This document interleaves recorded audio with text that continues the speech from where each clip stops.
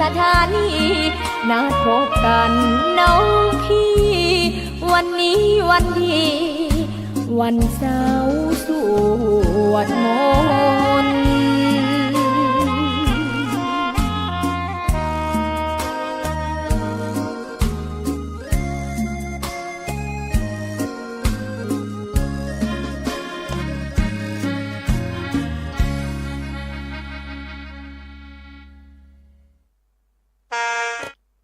นะโม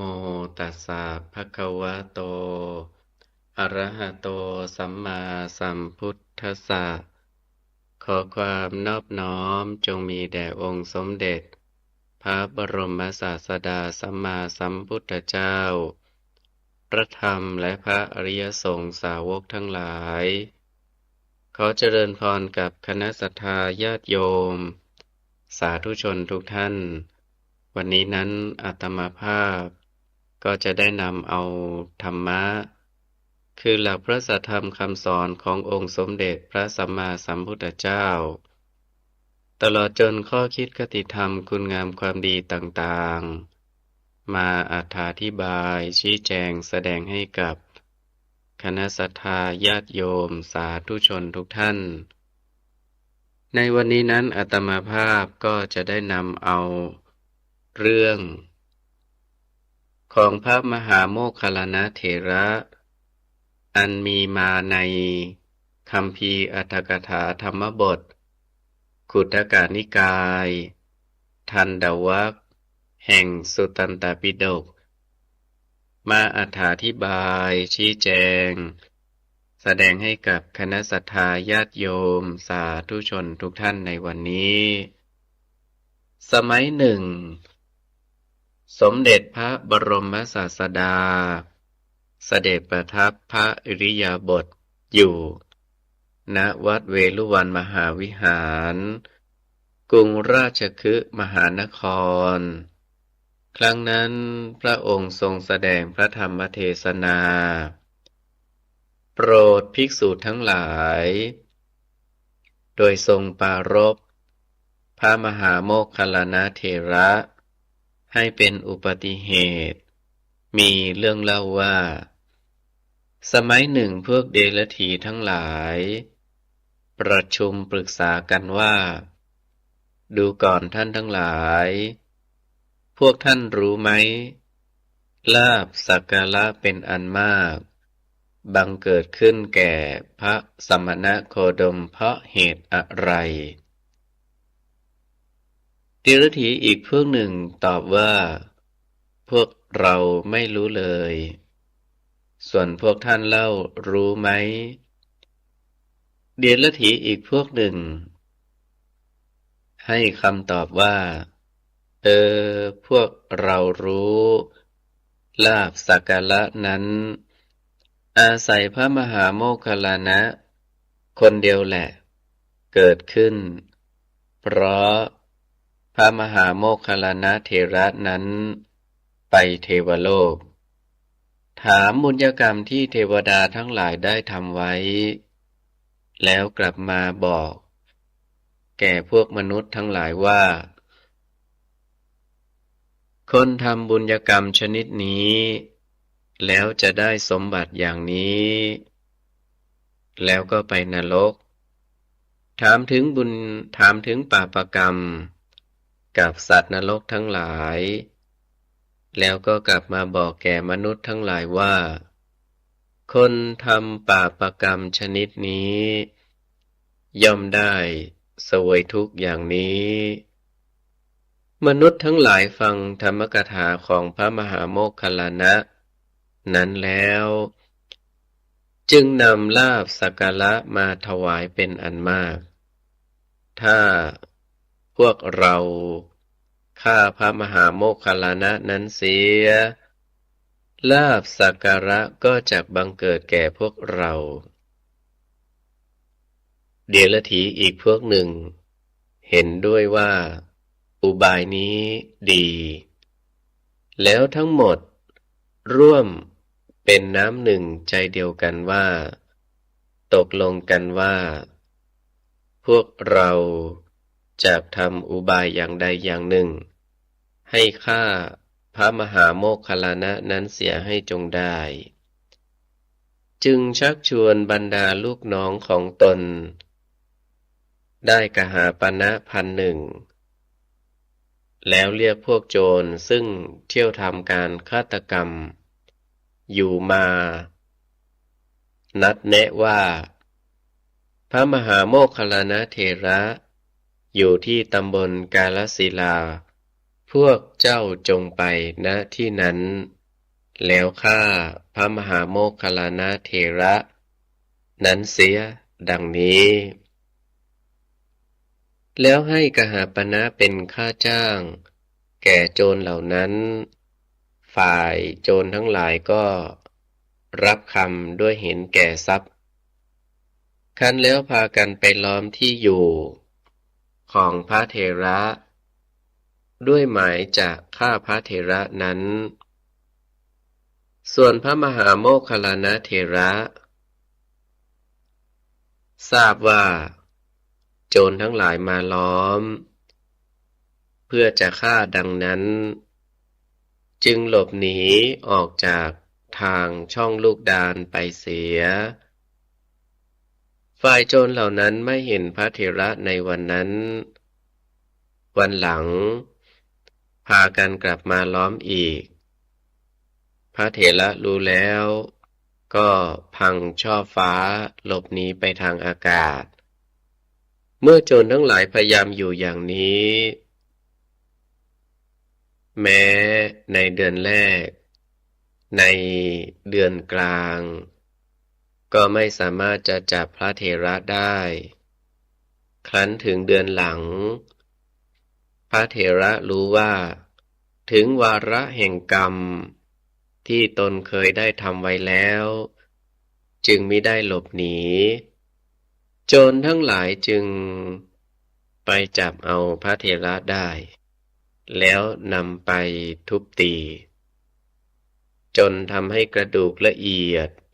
เท่าเมล็ดข้าวสาลหักครั้นสำคัญว่าพระเถระ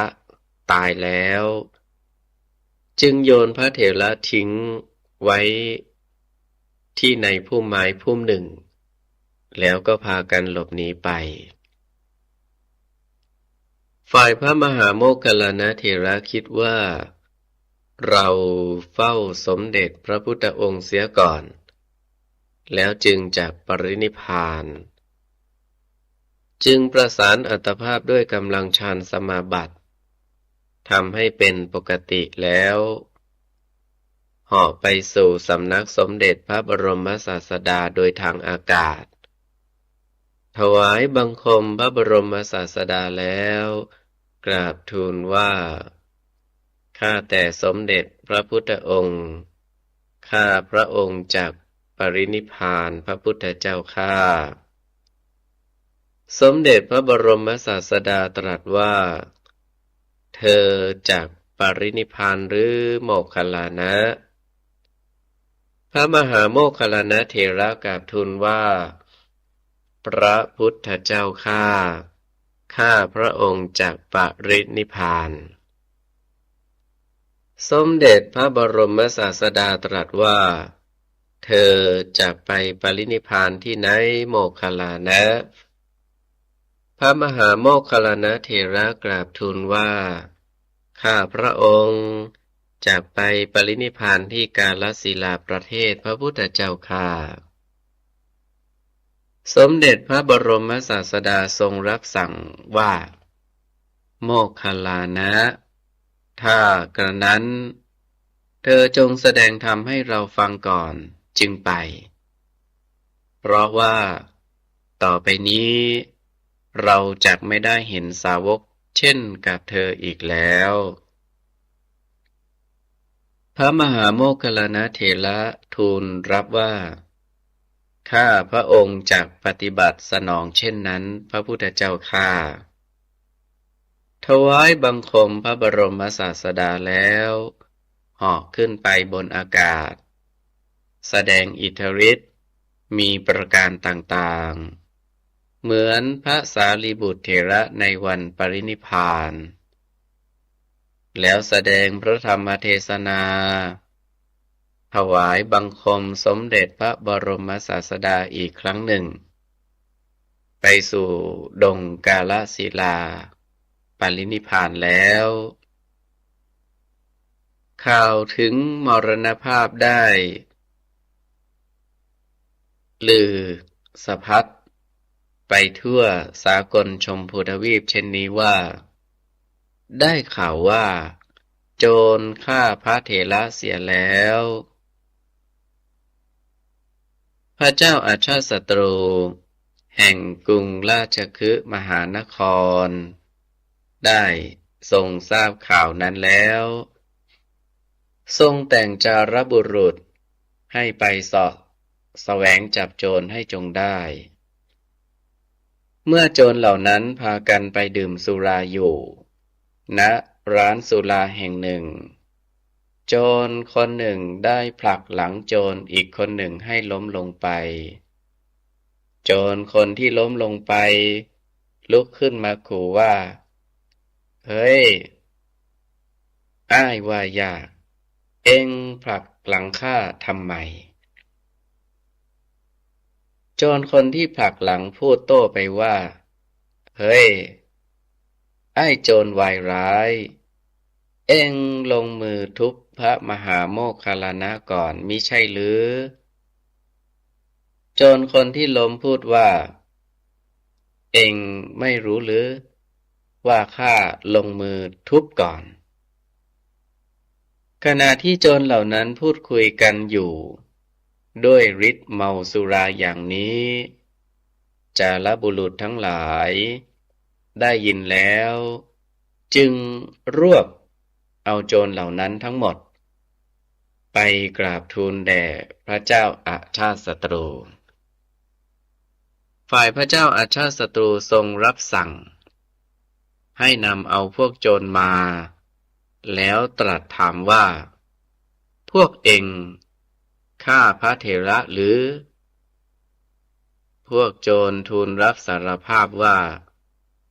พระพุทธเจ้าฆ่าตรัสซักโจรต่อไปว่าใครจ้างพวกเอ็งพวกโจรทูลซัดว่าพวกสมณะเปลยพระพุทธเจ้าฆ่าพระเจ้าอาชาติศัตรูมีพระบรมราชโองการให้จับสมณะเปลยจำนวน500พร้อมทั้งโจร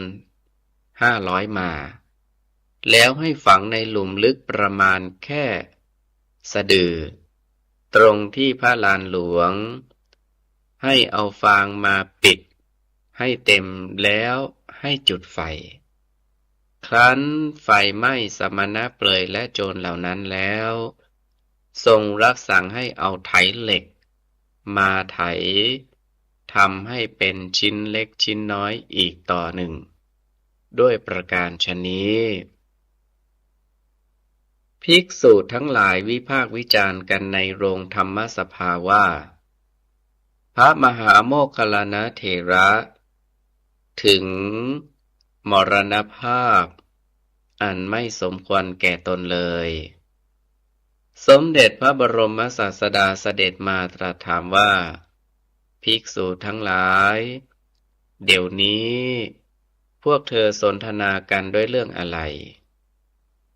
เมื่อภิกษุทั้งหลายกราบทูลให้ทรงทราบแล้วตรัสชี้แจงเหตุว่าดูก่อนภิกษุทั้งหลายในอัตภาพปัจจุบันนี้โมคคัลลานะถึงแก่มรณภาพอันไม่สมควรก็จริงแต่สมควรแก่กรรมที่โมคคัลลานะได้กระทำไว้ในปางก่อนภิกษุทั้งหลายกราบทูลถามถึงปุพกรรมของพระมหาโมคคัลลานะเถระสมเด็จพระบรมศาสดาได้ทรงแสดงปุพกรรมนั้นโดยพิสดารดังนี้ในอดีตการปางหลังยังมีกุลบุตรชาวเมืองพาราณสีคนหนึ่งซ้อมตำหุงข้าว ต้มแกงเป็นต้นด้วยตนเอง เลี้ยงดูมารดาบิดา ครั้นต่อมา มารดาบิดาได้ปรึกษาเขาว่า ลูก เจ้าคนเดียวทำการงานทุกอย่าง ทั้งในบ้านและนอกบ้าน ย่อมเหน็ดเหนื่อยมาก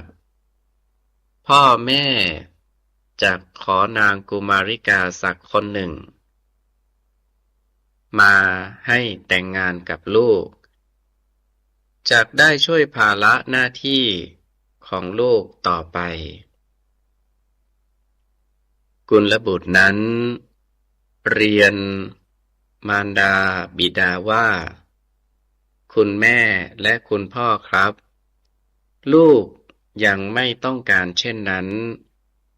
คุณแม่และคุณพ่อยังมีชีวิตอยู่ตราบใด ลูกจะปรนนิบัติอุปถากท่านทั้งสองด้วยตนเองไปตราบนั้น แม้ว่ากุลบุตรจะได้ทัดทานดังนั้นแล้ว มารดาบิดาก็ยังเพียรพูดอยู่บ่อยๆ ในที่สุดก็ได้ขอกุมาริกามาแต่งงานให้จนได้ ฝ่ายนางกุมาริกาผู้สะใภ้นั้น ปรนนิบัติ มารดาบิดา ได้ไม่นานเท่าไหร่ ภายหลังเกิดเบื่อหน่ายมารดาบิดา แม้แต่เห็นหน้าก็ไม่ปรารถนา จึงหาอุบายกล่าวโทษต่างๆนานา แล้วพูดกับสามีว่า ฉันไม่สามารถที่จะอยู่ร่วมกับมารดาบิดาของเธอได้ เมื่อสามีไม่เชื่อคำของตน เวลาสามีออกไปนอกบ้าน จึงไปเก็บเอากากปอและฟางนำข้าวต้มมาเกลี่ยกระจุยกระจายไว้เต็มบ้าน เมื่อสามีกลับมาถามว่า นี่อะไรกัน นางได้โอกาสจึงพูดใส่ความว่า นี่ล่ะ คือการกระทำของตาแก่ ยายแก่ ตาบอดทั้งสอง เที่ยวทำบ้านเรือนให้เปื้อนเปื้อนไปทั่วหมด ฉะนั้น ฉันจึงไม่สามารถที่จะอยู่ร่วมกับตาแก่ยายแก่ทั้งสองนี้ได้ต่อไป เมื่อภริยาแซงแกล้งกล่าวโทษอยู่บ่อยๆอย่างนี้ แม้สัตว์ผู้สร้างบารมีไว้เต็มที่แล้วถึงเพียงนี้ ก็ได้ขาดสะบั้นจากกันแล้วกับมารดาบิดาผู้บังเกิดเกล้า กุลบุตรนั้นเชื่อคำของภริยา จึงรับปากว่า เอาเถอะ ฉันจัดการตามที่เธอต้องประสงค์ จึงจัดการเลี้ยงอาหาร มารดาบิดาให้อิ่มหนำสำราญสบายใจ แล้วพูดพลางมารดาบิดาว่า คุณแม่คุณพ่อครับ ญาติของท่านอยู่บ้านโน้น ต้องประสงค์จะให้คุณแม่และคุณพ่อไปเยี่ยม ลูกจะพาไปเดี๋ยวนี้ครับ แล้วประคองมารดาบิดาทั้งสองขึ้นบนเกวียน แล้วขับเกวียนไป ครั้นไปถึงกลางดง กุลบุตรนั้น ได้ออกอุบายว่า คุณพ่อครับ ถือเชือกไว้ โคมันจะไปตามทางเอง ในที่นี้มีพวกโจรอาศัยอยู่ ลูกจักลงไปดู วางเชือกไว้ในมือของบิดา แล้วลงเกวียนไป แล้วเปลี่ยนเสียงทำเป็นเหมือนเสียงพวกโจรโห่ร้องจู่โจมเข้ามาฝ่ายมารดาบิดาได้ยินเสียงนั้นแล้วสำคัญว่าเป็นโจรจู่โจมเข้ามาจริงเป็นห่วงลูกจึงพูดตะโกนขึ้นว่าลูกเอ๋ยพ่อแม่แก่แล้วลูกจงรักษาตนให้รอดเถิดกุลบุตรนั้นทั้งที่มารดาบิดาร้องตะโกนอยู่อย่างนั้นก็ยังคงทำเสียงเป็นเสียงโจรทุบฆ่า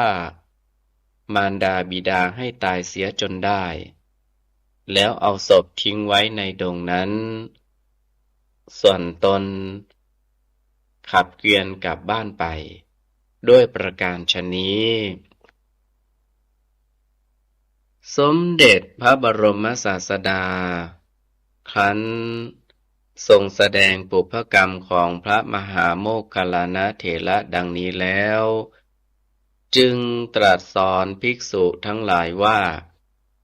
ดูก่อนภิกษุทั้งหลายโมคคัลลานะทำกรรมอันทารุณเหี้ยมโหดดังนั้นแล้วจึงได้ถูกไหม้อยู่ในนรกหลายแสนปีด้วยผลวิบากแห่งกรรมนั้นยังเหลืออยู่ได้ถูกทุบตีทำให้ละเอียดถึงตายมาแล้วนับจำนวนตั้ง100 ชาติโมคคัลลานะได้ประสบมรณกรรมอันสมควรแก่กรรมของตนอย่างนี้ฝ่ายพวกเดรัจฉี500กับโจร500ประทุษร้ายบุตรของเราผู้มิได้ประทุษร้ายก็ได้มรณกรรมอันสมควรแล้วเช่นกันเพราะว่าผู้ประทุษร้ายต่อบุคคลผู้ไม่ประทุษร้ายย่อมจะถึงซึ่งความฉิบหายโดยเหตุ10 ประการนั่นเทียวเมื่อจะทรงแสดงพระธรรมเทศนาโปรดภิกษุทั้งหลายสืบอนุสนธิต่อไปจึงได้ตรัสพระพุทธนิพนธกถาเป็นปัจฉิมพจน์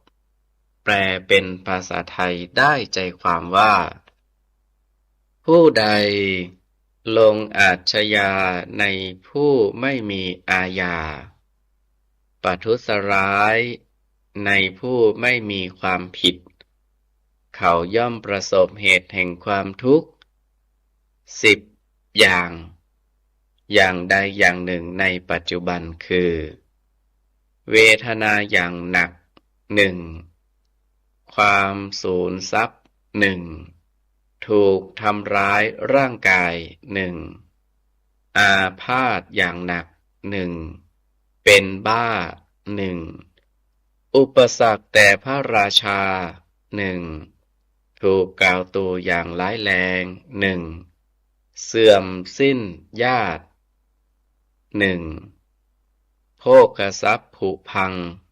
1ไฟป่าไหม้บ้านเป็นประการสุดท้ายและต่อไปเมื่อตายแล้วเขาผู้นั้นซึ่งสามปัญญาย่อมไปนรกอีกภิกษุทั้งหลายจำนวนมากซึ่งประชุมฟังพระธรรมเทศนาอยู่ณสมาคมนั้นส่งญาณไปตามกระแสพระธรรมเทศนาโดยโยนิโสมนสิการเป็นอันดีในเวลาจบพระธรรมเทศนาต่างก็ได้บรรลุมรรคผลมีโสดาปัตติผลเป็นต้นโดยสมควรแก่อุปนิสัยของตนด้วยประการฉะนี้ลำดับนี้จะวิสัชนาอรรถาธิบายความในท้องนิทานและในธรรมเทศนาพุทธนิพนธ์คาถาโดยอาศัยอรรถกถาใน และโดยอัตโนมัตยาธิบายเพื่อเฉลิมเพิ่มเติมสติปัญญาฉลองศรัทธาประสาธิคุณแก่ท่านสาธุชนพุทธบริษัททั้งหลายสืบไปในนิทานเรื่องนี้แสดงให้เห็นว่าพระอรหันต์ขีณาสพซึ่งเป็นผู้ที่เรียกว่าสิ้นกิเลสอาสวะแล้วสิ้นบุญสิ้นบาปแล้วนั้นก็ยังมีโอกาสที่จะได้รับสนองผลแห่งอกุศลกรรมแต่หนหลังอยู่เช่นดังท่านพระมหาโมคคัลลานะเถระได้รับสนองมาในเรื่องนี้แต่ทั้งนี้พึงเข้าใจว่าเพราะแต่ท่านที่เคยได้ทำบาปกรรมมาแต่ปางก่อนและบาปกรรมนั้นยังไม่สุดสิ้นกำลังลงเท่านั้นส่วนท่านที่มิได้ทำบาปกรรมไว้หรือเคยทำไว้แต่บาปกรรมนั้นได้หมดกำลังลงแล้ว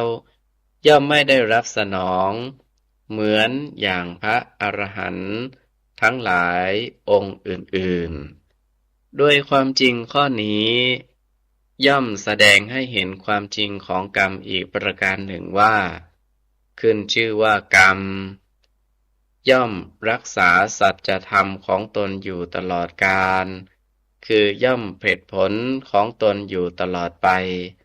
และกรรมดีย่อมเป็นผลดีกรรมชั่วย่อมเป็นผลชั่วหรือที่เรียกว่าทำกรรมดีย่อมได้ดีทำกรรมชั่วย่อมได้ชั่วดังนี้อยู่ตลอดกาลนิรันดรและกรรมนี้นั้นเมื่อจะผลผลย่อมไม่เลือกที่รักไม่ผลักที่ชังหรือไม่เลือกว่าคนชั้นสูงหรือชั้นต่ำดีและชั่วแต่อย่างใดเมื่อได้ทำไว้แล้วกรรมนั้นจักต้องให้ผลสนองเสมอเช่นพระมหาโมคคัลลานะเถระท่านเป็นถึงพระอรหันต์ตัดบุญตัดบาปได้แล้วแต่บาปกรรมเก่าก็ยังตามสนองท่านและได้ตามสนองเสียอย่างทารุณโหดเหี้ยมดังปรากฏในท้องนิทานนั้นแต่ว่ากรรมนี้นั้นเมื่อให้ผลย่อมให้ผลตามกาลและโอกาสของตนเสมอเมื่อยังไม่ถึงกาลหรือยังไม่ได้โอกาสก็ยังไม่ได้ผลสมดังพระพุทธนิพนธกถา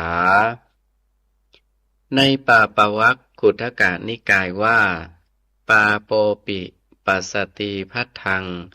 ยาวะปาปังนะปัจจติยะถาจะปัสสติปาปังอัฏฐปาปานิปัสสติแปลเป็นภาษาไทยได้ใจความว่ากรรมชั่วยังไม่ให้ผลเพียงใดคนทำชั่วย่อมประสบผลดีอยู่เพียงนั้นแต่เมื่อถึงคราวบาปให้ผลเข้าแล้วคนทำชั่วย่อมได้ประสบผลชั่วทันทีพัทธโรปิปัสสติปาปังยาวะพัทธังนะปัจจติยะถาจะปัจจติพัทธังอัฏฐพัทรานิปัสสติแปลเป็นภาษาไทยได้ใจความว่ากรรมดียังไม่ให้ผลเพียงใดคนทำดีย่อมประสบผลชั่วอยู่เพียงนั้นแต่เมื่อถึงคราวกรรมดีให้ผลเข้าแล้วคนดีย่อมได้ประสบผลดีทันทีโดยเหตุที่กรรมย่อมให้ผลตามกาลหรือตามโอกาสไม่ให้ผลในทันทีทันใด หรือบางอย่างก็ไม่ให้ผลในชาตินี้ ต้องรอโอกาสไปหลายๆชาติก็มี จึงเป็นเหตุให้บุคคลที่ไม่ใช้วิจารณญาณสำคัญเห็นไปว่าทำดีไม่ได้ดีทำชั่วไม่ได้ชั่วจริง แต่เมื่อได้ใช้วิจารณญาณให้ถูกต้องแล้ว ก็จะเห็นเป็นความจริงตามพุทธโอวาทหรือตามหลักกฎแห่งกรรมดังวิสัชนามานี้โดยเหตุที่กรรมเป็นสิ่งสำคัญเป็นสมบัติประจำชีวิตของมนุษย์ดังกล่าวแล้วจึงเป็นการสมควรโดยแท้ที่สาธุชนพุทธบริษัทจะพึงสำรวมระวังตนให้ห่างไกลจากการทำบาปอกุศลพยายามทำแต่สิ่งที่เป็นบุญเป็นกุศลทั้งนี้เพื่อผลได้ผลเสียอันเป็นส่วนของตนเองด้วยประการชนี้อันหนึ่งบาปอกุศลที่ทารุณร้ายกาจและได้กระทำแก่ท่านผู้บริสุทธิ์ซึ่งไม่มีความผิดนั้นย่อมจะมีโอกาสให้ผลในปัจจุบันทันตาเห็นพึงเห็นตัวอย่างที่พวกดิลถีชีเปรยและโจร500ได้ประสบมาแล้วทั้งนี้เพราะเหตุที่ท่านพระมหาโมคคัลลานะเถระเป็นพระอรหันต์ขีณาสพวางอาชญาในสัตว์ทั้งหลายคือไม่มีอาญาอยู่ในตนแล้วเป็นผู้ไม่มีความผิดคือไม่ทำบาปทั้งในที่ลับและที่แจ้งแล้วเมื่อพวกชีเปรยคบคิดกันแล้วจ้างโจร500ไปทำลายท่านด้วยความทารุณโหดร้ายด้วยความหลงไหลในลาภสักการะและในทรัพย์เพียงเล็กน้อยเขาเหล่านั้นจึงได้ประสบผลกรรมนั้นในปัจจุบันและอย่างสมควรกันซึ่งสมเด็จพระบรมศาสดาได้ตรัสรับรองแก่ภิกษุทั้งหลายว่าการที่พระมหาโมคคัลลานะเถระได้รับสนองกรรมอย่างทารุณนั้น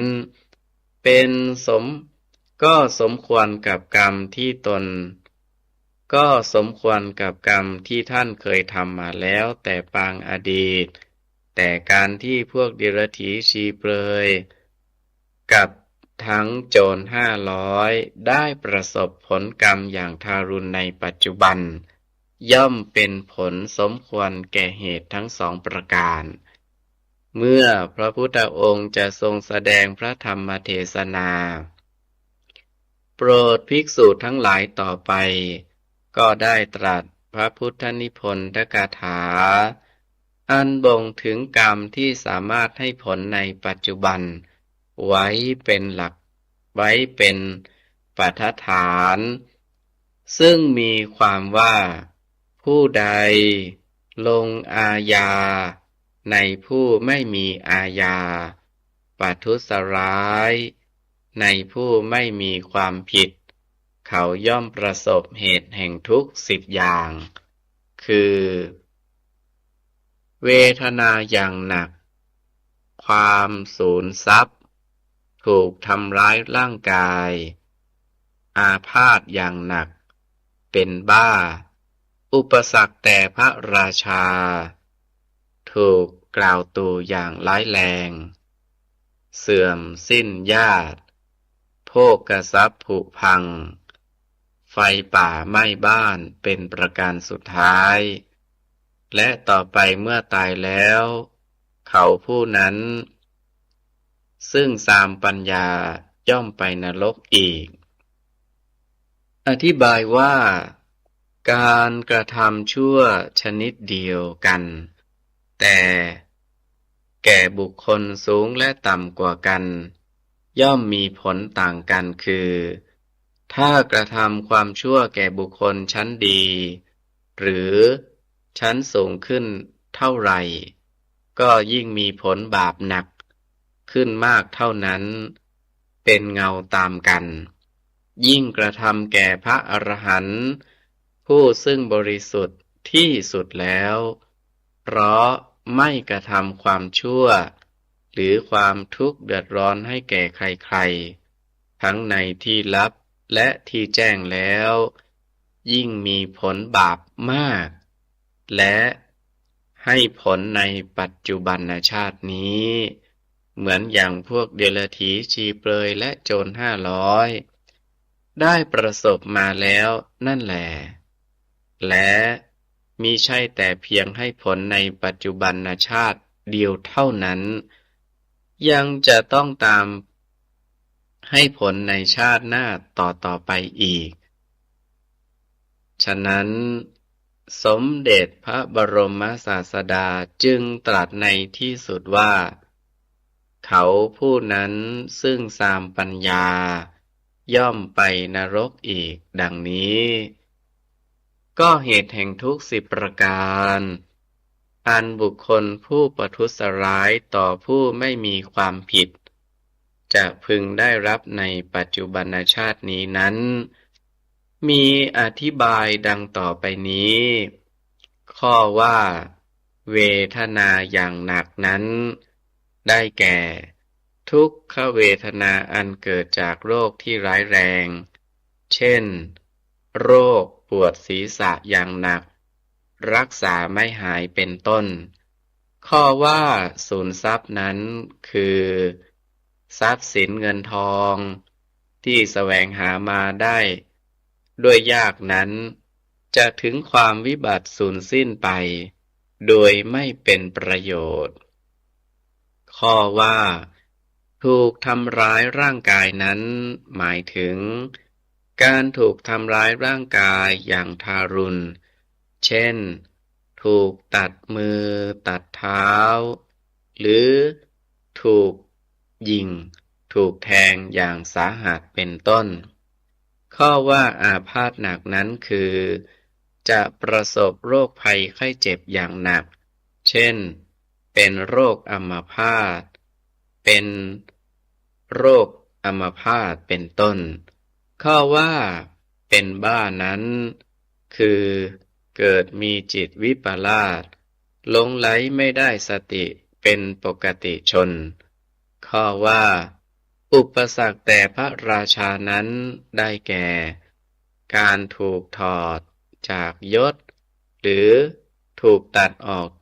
จากตำแหน่งเป็นต้นข้อว่าถูกกล่าวตู่ร้ายแรงนั้นได้แก่ถูกใส่ร้ายป้ายสีอย่างรุนแรงซึ่งตนไม่เคยรู้ไม่เคยเห็นหรือไม่เคยคิดมาก่อนเลยเช่นถูกกล่าวหาว่าปล้นทรัพย์ถูกหรือถูกดูหมิ่นเป็นต้นข้อว่าเสื่อมสิ้นญาตินั้นได้แก่ญาติหรือมิตรสหายผู้จะเป็นที่พึ่งได้ล้มหายตายจากไปข้อว่าโภคทรัพย์ผุพังนั้นเช่นข้าวเปลือกในยุ้งในช้างเกิดความเน่าเป็นต้นทองคำถึงความเป็นฐานไฟแก้วมุกดาถึงความเป็นเมล็ดฝ้ายเงินตราถึงความเป็นเศษกระดาษแม้กระทั่งสัตว์2 เท้า4 เท้าถึงความเป็นสัตว์ง่อยใช้การงานไม่ได้ข้อว่าไฟป่าไหม้บ้านนั้นได้แก่ไฟป่าซึ่งเกิดขึ้นตามธรรมดาของมันย่อมลุกลามมาไหม้บ้านหรือมิฉะนั้นไฟอัสนิบาตก็จะตกลงไหม้บ้านเรือนฉะนั้นด้วยประการฉะนี้วันนี้นั้นอาตมาภาพก็ได้นำเอาเรื่องพระมหาโมคคัลลานะมาอธิบายชี้แจงแสดงให้กับ คณะสัทธาญาติโยมสาธุชนทุกท่านก็สมควรแก่เวลาก็ขออ้างเอาคุณพระศรีรัตนตรัยคือคุณของพระพุทธเจ้าคุณของพระธรรมคุณของพระสงฆ์ตลอดจนบุญกุศลที่ญาติโยมสาธุชนทุกท่านได้สั่งสมบำเพ็ญมาจงเป็นตบะเป็นเดชะเป็นภาลวะปัจจัยหนุนนำให้กับคณะสัทธาญาติโยมสาธุชนทุกท่านจงประสบจตุรพิธพรชัยสี่ประการกล่าวคือมีอายุวันนะสุขะภาละปฏิภาณธนสารสมบัติมีความสุขกายสุขใจเจริญก้าวหน้าในธรรมะขององค์สมเด็จพระบรมศาสดาสัมมาสัมพุทธเจ้าทุกท่านทุกคนเทอญ